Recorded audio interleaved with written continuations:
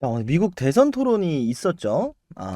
해리스 부통령이 뭐 거의 압살하다시피 이렇게 끝났습니다. 좀 전혀 예상 밖이었고요.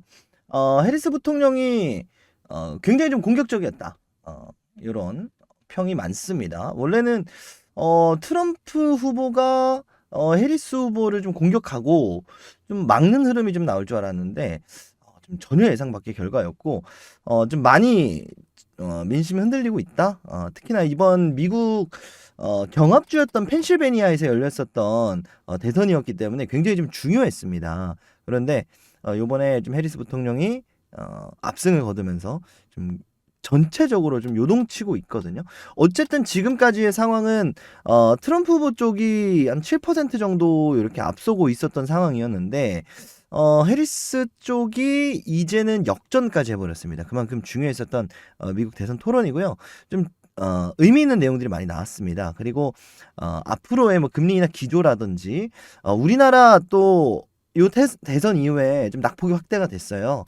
그래서 우리나라 장의 영향이라든지 이런 부분들 아무래도 좀 오늘 영상에서 좀 다뤄보려고 하거든요. 미국 대선 어떤 얘기가 나왔고 정리 한번 하고요.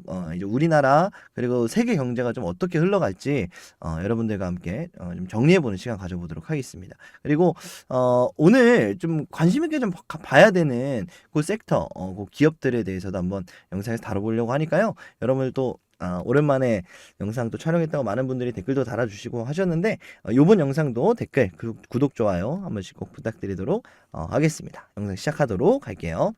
자, 첫 번째로는 요 트럼프 해리스 공약, 그리고 발언 이제 관련한 내용, 그리고 요번에 총 세 가지 이제 관련된 주제로 좀 토론이 진행이 됐습니다.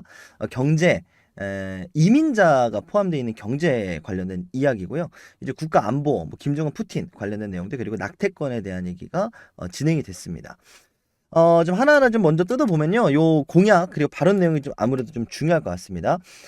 참고로 이번 대선 토론이 마지막이 됐을 수도 있습니다. 그 왜냐면 이제 기약이 없어요. 따로 약속돼 있는 좀 추가적인 일정이 없거든요. 그냥 하자. 아무래도 트럼프 쪽에서 하자고 하겠죠. 본인이 좀 불리한 토론을 했으니까. 뭐 해리스 측에서는 그거를 좀 굳히기 위해서 오히려 거부하는 움직임이 나올 수도 있고요. 결국은 이번 토론은 자신감에 차 있었던 트럼프가 해리스 확실하게 밟아주려고 했는데 해리스 부통령이 그거를 확실하게 좀 이겨냈다. 좀 굉장히 좀 재밌었습니다. 이거 또 보신 분들은 아시겠지만. 그래서 어떤 내용이 나왔나 하나씩 좀 보도록 하겠습니다. 첫 번째로는 이 세금 관련된 내용이 나왔습니다. 트럼프 내용은 법인세를 낮추겠다. 결국은 이제 대기업 관련된 이 법인세를 낮추겠다라는 거죠. 그래서 21%에서 16%로 낮추겠다라는 것이고 소득세율은 유지를 할 것이다. 그리고 세액공제, 기업설비 투자 이자 비용 공제 혜택 부활, 이것도 마찬가지로 대기업을 위한 아무래도 좀 정책이었다, 이런 내용입니다. 요거 정반대로 이제 해리스 부통령이 제시를 했던 내용은 법인세율을 오히려 올릴 것이다. 대기업을 죽일 것이다. 나도 중산층이다. 이런 얘기를 하면서 중소기업을 지원을 할 것이다. 미국에는요, 중소기업이 더 이상 살아남을 수 없는 국가가 돼버렸습니다. 왜? 물가도 너무 많이 올랐고, 트럼프가 밟아놨습니다. 뭐 이런 얘기들 하면서, 중소기업을 좀 지원할 것이다. 이런 얘기들이 나왔습니다. 그래서, 중산층을 좀 감세를 하겠다. 사실적으로 중소기업을, 만들고, 중소기업을 창업하고자 하는, 그, 독려를 좀 하겠다, 이런 얘기가 나왔고요. 마찬가지로 소득 중하위 쪽에도 세액 공제를 확대하겠다는 얘기가 나왔습니다. 이제 정반대로 갈리면서 사실 좀 많은 공격을 받았죠. 이제 트럼프의 슬로건은 경제 전문가였지만 해리스 부통령은 범죄자다. 이렇게 좀 치부를 했고요. 그리고 반대로 해리스 부통령 쪽은 바이든의 꼭두각시다, 뭐 이런 얘기로 공격을 받았는데 나는 검사 출신이다, 뭐 이런 얘기로 범죄자 때려잡으러 온 검사다, 대기업 막아주는 이런 트럼프 본인이 운영하고 있는 이 재단에 유리한 법안이다, 절대 국민을 위한 게 아니다, 나는 검사로서 이건 용납할 수가 없다, 이런 식으로 굉장히 많은 공격을 했습니다. 트럼프가 적잖이 좀 당황하는 모습을 또 보이기도 했고요. 자, 여기에서 이제 트럼프 전 대통령이 또 반격을 하는데, 그러면 이 세금 나는 대기업 밀어줘서 외화 보러 올 거야. 외화 보러 와서 이걸로 미국에 있는 지금 재정 적자가 엄청 나잖아요. 이 재정 적자 갚을 거야. 니는 어떻게 할 건데? 세금 깎아주기만 하면 이거 갚을 수 있어? 이 얘기가 나왔습니다. 그래서 해리스 쪽에서 얘기를 하는 거는 무슨 소리니? 대기업 인상한다고 했잖아. 너야말로 그러면 대기업들 감세해주면 뭘로 갚을 거야? 트럼프가 또 얘기를 하죠. 중국한테 내가 엄청 많이 수백억 달러를 뜯었어. 너 이거 감당할 수 있겠니? 어? 우리도 할 거야. 이래버리니까 재정에 관련된 부분은 사실상 더 이상 할 얘기가 없어진 거죠. 그 다음부터는 사실 이 두 후보의 공통적인 스탠스는 미국에 대한 다른 나라들에 대한 좀 견제입니다. 특히나 이번 대선에 나왔었던 얘기가 AI 시장에 대한 이 시장을 미국이 좀 지배를 해야 된다. 요게 좀 하나의 기조거든요. 저는 사실 요걸 보면서 엔비디아 좀 어려울 수 있겠다. 이런 생각 잠깐 했습니다. 미국을 거치지 않고서는 미국이 일자리를 제공하지 않고서는 반도체 사업을 하기 굉장히 어렵겠다. 특히나 이번에 엔비디아의 좀 GPU 독점 관련해서 반독점도 조사가 들어갔잖아요. 이제 이런 부분들 그리고 공장 자동화 시스템 이런 부분들이 좀 어려울 수 있겠다. 고용률 관련된 얘기도 나왔으면서 그렇죠. 자 어쨌든 간에 조금만 더 자세하게 보겠습니다. 자, 트럼프 쪽만 좀 먼저 보면요. 전수입품의 10% 보편적 기본 관세 부과. 한마디로 기본적으로 10%가 늘어난다는 거죠. 그냥 10% 늘릴 거야. 단순하게 세수를 늘린다라는 거고, 뭐 보복 관세다 뭐 이런 얘기가 있는데, 뭐 이거는 넘어가고요. 어쨌든 중국 관련해서 자, 중국의 60% 관세 부과, 이 어마어마한 관세, 뭐 90% 얘기도 나왔는데, 일단 60% 정도로 어느 정도 얘기가, 가닥이 잡힌 것 같습니다. 그리고 최혜국 대우를 골자로 한 항구적 정상 무역 관계 지위를 박탈하겠다. 한마디로, 중국은 이제, 우리의 최혜국 아니야. 중국 배제시킬 거야. 이런 얘기가 됩니다. 그래서 일단, 트럼프의 내용은 이렇고요.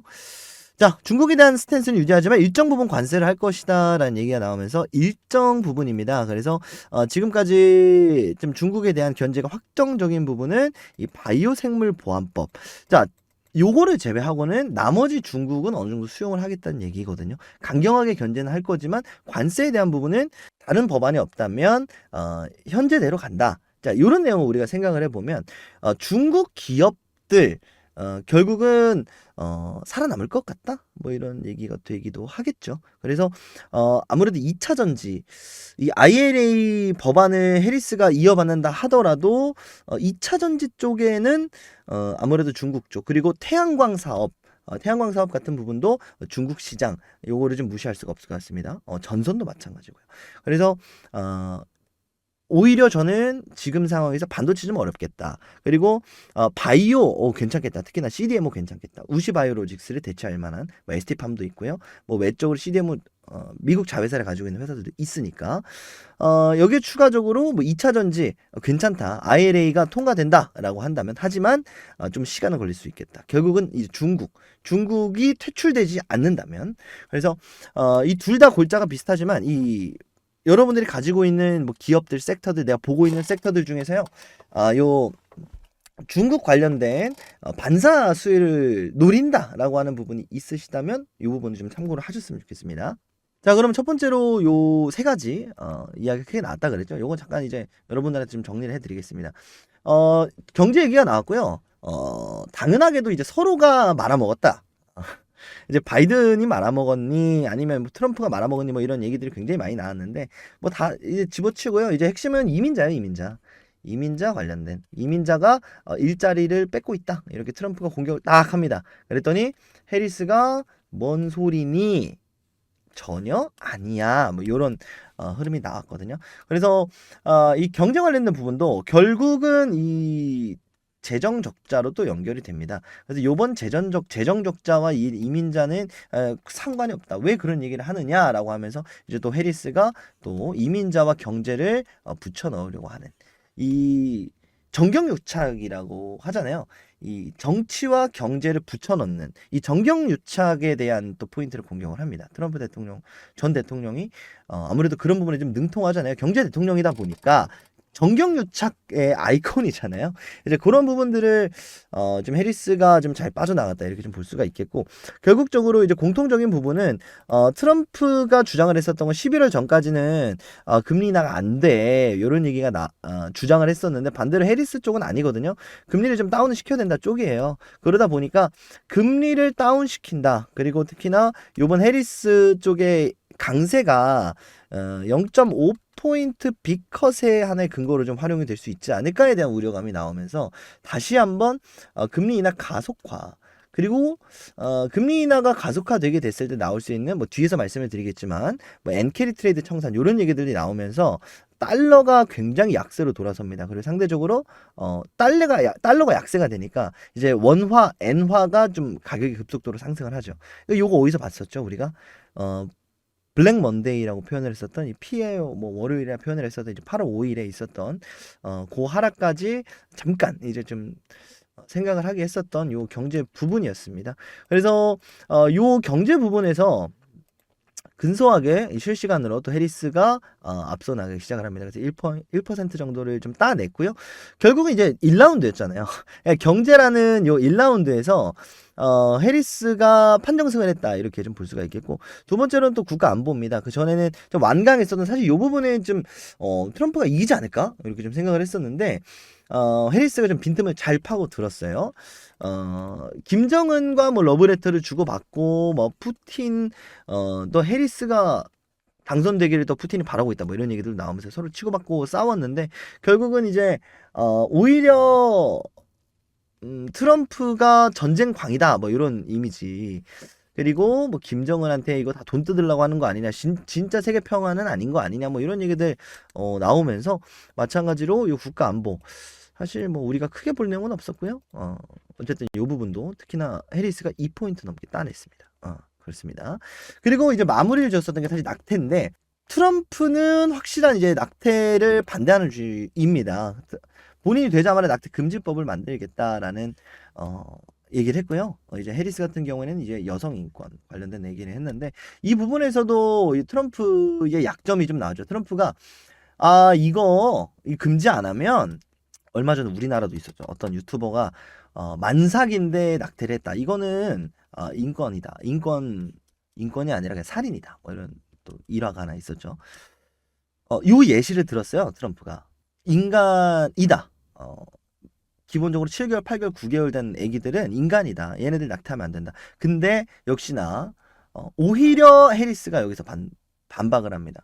뭔 개소리냐, 7, 8, 9개월 때 아이를 죽일 것이다라고 생각하는 건, 이건 여성에 대한 모독이다, 이러면서 갑자기 또 몰아갑니다. 결국은 이제 제대로 프레임이 씌워졌죠. 트럼프는 여성 인권을 전혀 생각하지 않고 여성을 생각조차 하지 않는다, 이런 내용들로 이제 마무리가 됐습니다. 어쨌든 뭐 이런 얘기들이 나오는 와중에 이제 공약이 정리가 됐던 부분이 이제 이렇게 좀 정리가 됐었던 거고요. 요거는 또 조금 뒤에서 보도록 하겠습니다. 좀 핵심적인 부분은 이제 해리스가 역전을 했다. 그리고 특히나 이 경합주에서의 역전이 좀 의미가 있었다라는 부분이 있고요. 이제 추가적인 토론이 열릴지 안 열릴지는 모르겠습니다만, 이제 이 트럼프와 해리스 간의 간극은 정말 이제 극도로 좁혀졌고, 이 대선이 종료된 이후에 이제 베팅을 할 것이다에 대한, 이 도박사들에 대한 또 설문조사가 또 이어졌는데, 해리스 쪽이 거의 이제 근사치까지 이렇게 가지고 왔습니다. 앞으로도 이제 해리스 쪽의 지지율이 좀 더 상승이 나오지 않을까 싶은데, 이게 미국 쪽은요, 우리나라처럼 이렇게 뭐 TV가 잘 돼 있는 것도 아니고, 실시간으로 뭐 전부 다 시청을 하고 뭐 이런 것도 아니거든요. 결국은 이제 서서히 좀 퍼지기 시작을 합니다. 미국 보면 뭐 이렇게 가구마다 집이 막 벌어져 있잖아요.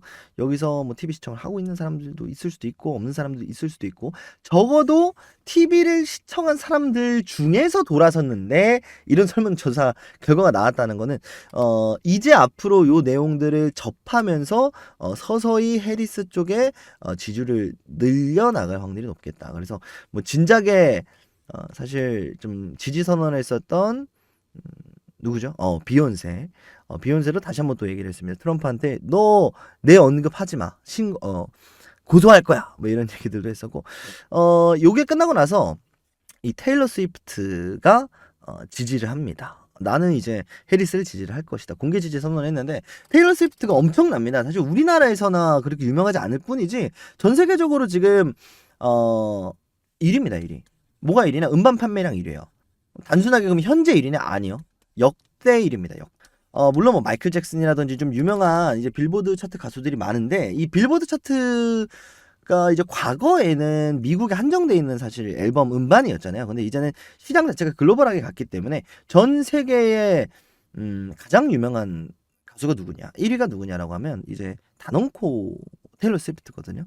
요 테일러 스위프트가 좀 해리스 좀 지지 발언을 하면서 이렇게 좀 역전을 했었던 그런 대선이었습니다. 자, 그럼 그에 대한 이제 영향이 좀 어땠고, 앞으로가 좀 어떻게 될지를 좀 체크를 해봐야 될 것 같은데요.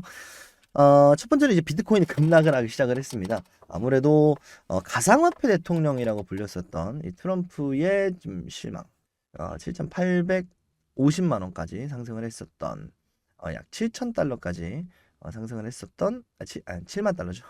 상승을 했었던 비트코인이 이렇게 폭락을 맞았습니다. 그래서 비트코인 또한 좀 쉽지 않아 보이는 그런 현재 상황이고요.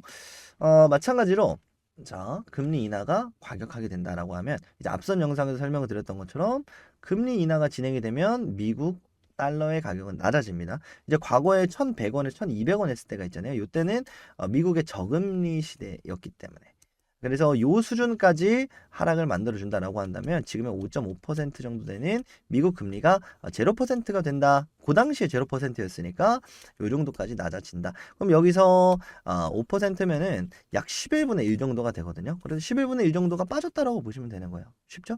자, 이렇게 줄어든다면 상대적으로 엔화는 올라가겠죠. 엔화가 급등을 합니다. 그래서 이제 950원까지 상승세를 만들어줬고 엔화 비쌀 때는 또 1,100원까지도 갔었잖아요. 이것도 기억나시는 분들 계실 텐데 자연스럽게 이런 현상이 나오니까 여기까지는 좋아요. 금리 인하되고 가속화되면서 아시아 시장에 좀 바람이 불어오나라고 했을 때 역시나 나오는 게 엔캐리 트레이드죠. 엔캐리 트레이드에 대한 물음표를 지을 수가 없습니다. 그래서 이 엔캐리 트레이드에 대한 얘기가 이제 9월달 기시다 총재의 BOJ 미국 일본 죄송합니다. 일본 중앙은행의 금리 발표를 좀 봐야 되겠고요. 그 다음에 이제 또 9월 FMC에서 파월 의장의 베이비 스텝 베이비 컷이냐 이제 빅 컷이냐 0.25냐 0.5냐 이제 요 내용도 한번 좀 지켜봐야겠습니다. 그래서 사실 요것만 좀 어느 정도 좀 해소가 된다면 그리고 이 엔캐리 트레이드를 사실 무시할 수는 없거든요.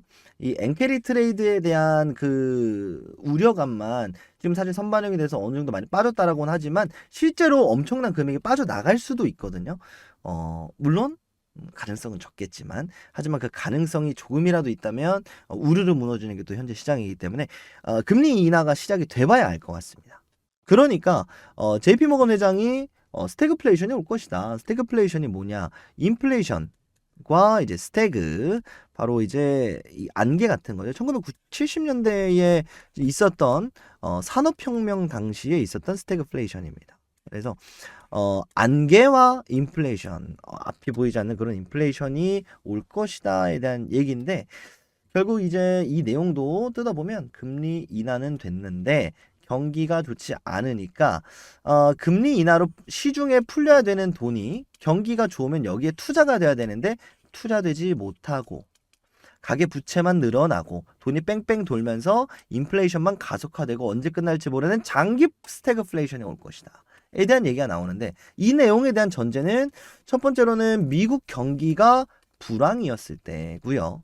세계 경기가 불황이었을 때입니다. 근데 좀 아이러니하죠. 금리를 올렸기 때문에 불황이 온 건데 이게 무슨 소리야? 말도 안 되잖아요. 금리를 올려서 불황인데 내리면 또 불황이 온다고? 말이 안 되죠. 근데 어쨌든 어느 정도는 연착륙을 해야 된다라는 얘기가 되기도 합니다. 0.25, 0.25 이런 식으로 천천히 내려야 시장에서 부담을 갖지 않는다라는 얘기가 되기도 합니다. 그래서 좀 과격하게 표현을 하신 것 같아요. 왜? 요 JP 모건 양반이요. 엔캐리 투자를 상당히 많이 했다. 뭐 이런 얘기들도 있으니까 한간에 떠도는 얘기입니다. 그래서 충분히 있을 수 있는 얘기고 요런 이제 시장에 우려 섞인 목소리들이 계속해서 나오기 시작을 할 겁니다. 여전히 미국 GDP는 2% 높은 상승률을 보여주고 있고요. 고용률은 낮게 나왔지만 요것도 말씀드렸던 것처럼 결국은 이제 AI 자동화 공정 그리고 이민자 이런 부분들이 집계가 안 된 고용률의 확률이 높겠다라는 얘기가 나오면서 실제 미국 경제는 건재하다 이런 얘기도 있고요. 우리나라도 결국은 이제 경상수지 무역 흑자 역대급이다 이게 나왔습니다. 단순하게 우리나라가 돈을 잘 벌어서 뭐 무역이 좋아서 이게 아니라 결국 이제 우리나라는 수출국이잖아요. 이 수출을 했을 때 사주는 사람이 많으니까 수출이 많은 거잖아요. 결국 이제 수입량과 수출량은 동일한 거잖아요. 수출이 많다는 건 수입량이 많다는 얘기가 되기도 합니다. 그래서 우리나라도 버틸 수 있다. 그리고 외국도 여전히 수요가 있다. 이 정도로 좀 생각을 하시면 될 것 같습니다. 그래서 이런 얘기들이 앞으로도 계속 나올 거고 앞서 말씀드린 것처럼 이 코스피 코스닥이 요 8.5가 아니죠. 이 8월 5일에 있었던 요 라인까지 좀 우리가 열어두고 좀 생각을 해야 된다라고 말씀드렸던 이거 바로 여기 있습니다. 실제로 코스닥은 터치를 하고 오히려 상승을 만들어주고 있거든요.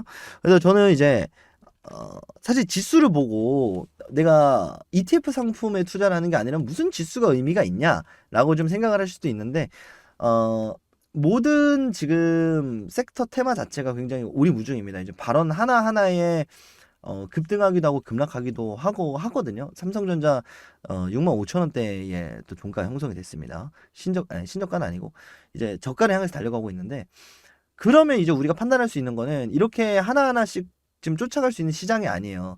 결국은 이제 금리 인하가 되고 나서 제가 계속 강조를 드리겠지만 금리 인하 시기도 한 1년에서 2년 정도 걸릴 거란 말이에요. 그럼 자연스럽게 주가 회복을 할 때 지금 바닥이라는 건 알겠는데 언제 살지 모르겠단 말이에요. 그러면 내 산업 테마를 맞춰서 살 것이냐? 아니죠. 시장이 어렵기 때문에 주가가 빠져 있는 거기 때문에 그러면 하락의 원인이 시장과 지수라면 그 원인에 맞는 해결책이 필요하다. 그렇다는 건 요 지수까지 빠졌을 때 추가 매수, 요 빠졌을 때 추가 매수하는 요 지수 활용 전략을 한번 여러분들이 좀 세우셨으면 좋겠다. 이런 얘기를 좀 해봅니다.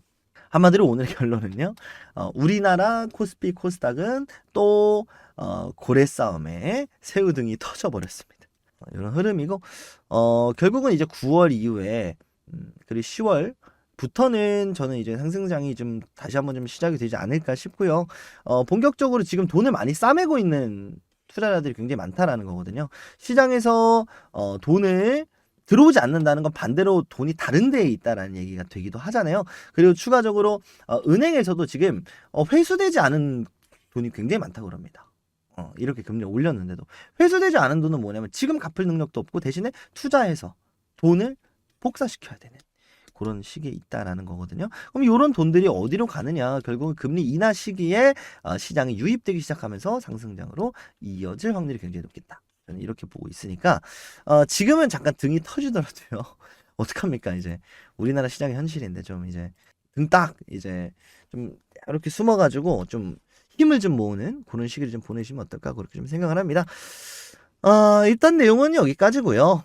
간략하게 제가 좀 바라보고 있는 요 기업들 섹터에 대해서 간략하게 좀 소개를 좀 드리려고 합니다. 좀 우리가 좀 어떻게 해야 될까? 대략적인 스탠스는 지수가 빠졌을 때 좀 대응을 하자였지만 어쨌든 요 대선을 기준으로 앞으로 좀 괜찮게 봐야 될 섹터들. 저는 일단 첫 번째로는 태양광 좀 괜찮은 것 같고 친환경 쪽 좀 괜찮게 우리가 좀 지켜볼 수 있을 것 같고요. 이제 두 번째로는 또 2차 전지 이 부분 한번 좀 말씀을 드려보도록 할 테니까 요거 간단하게 보실 분들 끝까지 보시고요. 지금 나가실 분들은 구독, 좋아요 눌러주시고 나가주시면 감사하겠고요. 이거 잠깐 보겠습니다. 자, 일단 첫 번째로는 이 친환경 말씀을 드렸는데 그 중에서도 오늘은 태양광만 좀 보려고 합니다. 한화큐셀 그리고 한화큐셀을 자회사로 가지고 있는 한화솔루션을 좀 보셔라. 좀 말씀을 드려보는데요. 결국은 이제 다음 토론이 언젠지 좀 예측이 되지 않는 상황이고 이 토론 이후에 점점 해리스 쪽의 지지율이 상승할 것이다 라는 내용을 봤을 때는 이제는 사실 뭐 마리화나 관련된 뭐 낙태 관련된 이 우리나라에도 뭐 현대약품 뭐 낙태 관련주 뭐 우리바이오, 뭐 에머리지 이런 기업들 마리화나 관련주로 상승이 나왔는데 이거 정말 이제 단순하게 테마잖아요. 이제 테마는 한 바퀴 돌았다 이거거든요. 그럼 이제 실질적으로 수혜를 받을 수 있는 기업을 찾아야 됩니다. 첫 번째로 하나솔루션. 여기에 해리스 부통령이 직접 방문을 했고요. 이제 친환경 론자입니다. 강력한 친환경 론자이자 이 미국 그 친환경 에너지 허브 이 부분을 강력하게 주장을 했었던 게 바로 해리스기도 하고요. 그 여기에 가장 많은 또 부지 지분 그리고 가장 많은 또 투자를 진행을 했었던 게 바로 하나큐셀입니다. 그 하나큐셀의 자회사가 하나솔루션이다. 요즘 보시면 되겠고 일단 실제로 많이 좀 상승이 나왔습니다 오늘. 하나솔루션 오늘 7% 가까운 상승이 나왔는데 그럼 늦었냐? 전 사실 그렇지 않다고 보거든요. 지금 상황에서도 여전히 바닥에서의 반등일 뿐이었고 단기적으로 사실 28,000, 29,000원 라인까지도 좀 노려볼 수가 있는 상황이다라고 좀 생각을 하고요. 적자 전환 때문에 하락을 했었던 하락폭입니다. 요 날이. 단순하게 이제 미국 시장에서 이 태양광 사업이 돈이 된다라고 한다면요.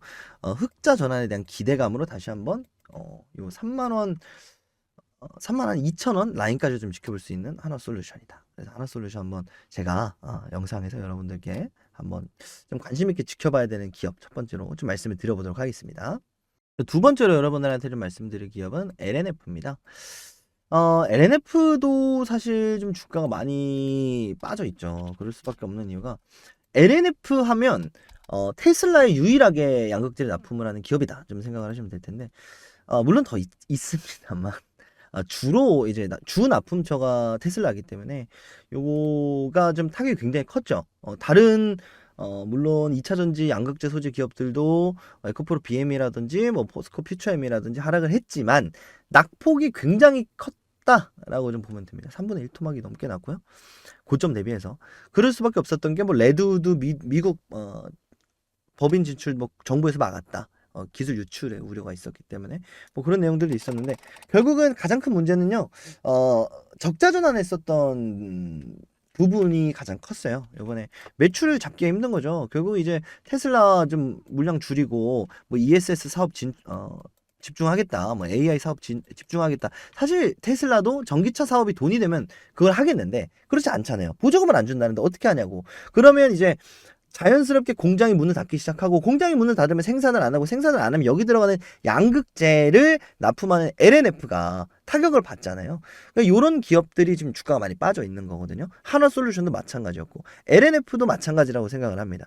물론 이제 요거를 가지고 실질적으로 수익이 얼마가 연결이 되고 이런 내용에서 LNF를 장기적으로 들고 가라는 관점에서 말씀드리는 거는 절대 아닙니다만 결국 이제 해리스가 지지율을 올리면서 지금 LNF 해외 생산 거점이 2026년 마련이 될 예정이고 그리고 요거를 가지고 결국 요번 테슬라가 가장 좀 큰 수혜를 받지 않을까라고 좀 예상이 되고 있는 상황에서 LNF가 국내 배터리 소재 회사 가운데 유일하게 미국 전기차 업계 테슬라의 양극재를 직접 납품하는 곳이다.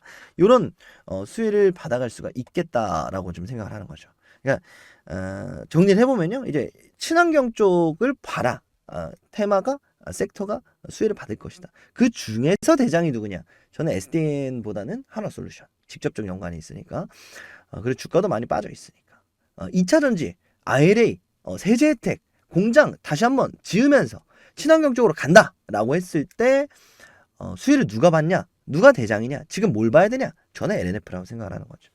그래서 이제 여러분들한테 오늘 영상에서 미국 대선 관련된 얘기를 했고 이런 흐름으로 금리 인하를 진행하게 될 것이고 뭐 추가적인 위기는 있겠지만 장기적으로 봤을 때 시장이 상승한다. 그리고 이 와중에 해리스가 당선이 된다라는 가정하에 그럼 11월까지 시장의 반등이 어느 정도 나올 것이다라는 가정하에 우리가 요 기간에서 뭘 준비를 해야 되느냐.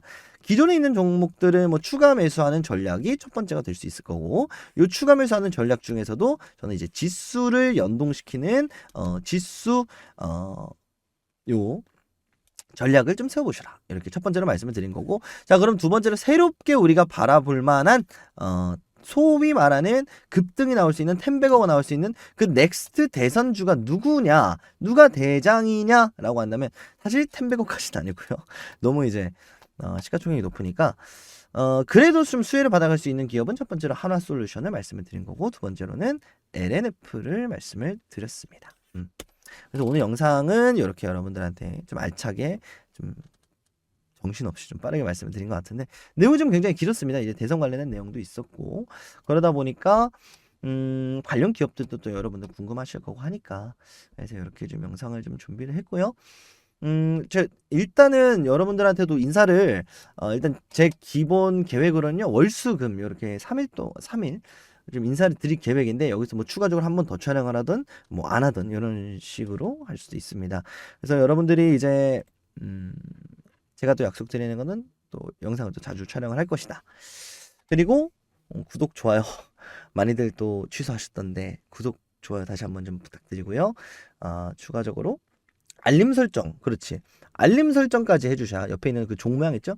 이 종 모양까지 클릭을 해주셔야 제가 영상을 올리면 여러분들한테 알림이 갑니다. 그래서 여러분들 월수금마다 저와 함께 인사를 해주셨으면 좋겠고, 일단 저도 뭐 다른 쪽에 또 업무를 마치는 대로 매일매일 인사드릴 수 있는, 또 예전처럼 또 여러분들한테 자주자주 인사드릴 수 있는 이쪽으로 좀 저도 빠르게 좀 노력을 해볼 테니까, 여러분들 제가 영상에서 여러분들과 인사 드리는 요 시간이 좀 앞으로 좀 길어졌으면 좋겠다, 이렇게 생각을 합니다. 자, 오늘 이렇게 좀 인사를 드리고요. 여러분들 궁금한 점이라든지 아니면 내가 좀 물어보고 싶은 주제가 있었다. 일단 다음 시간에는 아마 금투세 관련된 얘기를 좀 할 것 같습니다. 그래서 금투세, 이제 또 명절 지나면 또 금투세 또 관련된 또 법안이 어떻게 좀 될지는 모르겠지만, 또 뭐 이재명 세다 이러면서 또 정치적으로 또 끌고 가려는 움직임도 나오거든요. 그래서 다음 영상은 금투세를 예상을 하고 있습니다. 그래서 요거 좀 어떤지 한번 의견 한번 내주시고요. 다음 영상 좀 주제 관련해서도 많이들 좀 궁금하신 거 있으면 댓글로 많이 남겨주시고, 구독, 좋아요 눌러주시면 정말 감사하겠습니다. 열심히 할 테니까 여러분 예쁘게 봐주셨으면 좋겠습니다. 자, 오늘 이렇게 영상 마치고요. 다음 시간에 더 좋은 영상으로 인사드리도록 하겠습니다. 감사합니다.